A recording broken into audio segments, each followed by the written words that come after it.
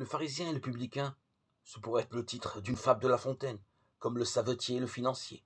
Mais c'est le titre d'une parabole de l'Évangile, Luc chapitre 18, 9, 14, qui a pour point commun avec les fables d'avoir une morale limpide, un enseignement on ne peut plus clair sur l'humilité dans la prière.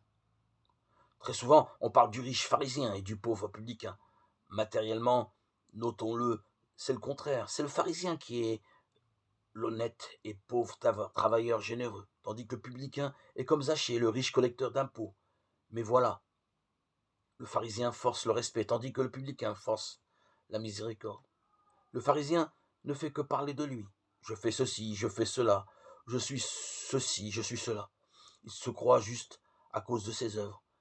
Il ressemble tristement à certains croyants qui se croient saints et qui n'étant que maigres, ils n'ont besoin de rien, ne demandent rien.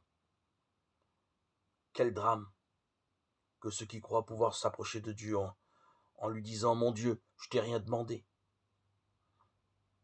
La différence avec l'apôtre Paul, un pharisien de plein exercice lui aussi, est ici flagrante. L'apôtre dit « Je me suis bien battu, j'ai tenu jusqu'au bout la course. Je suis resté fidèle » 2 Timothée 4, 7.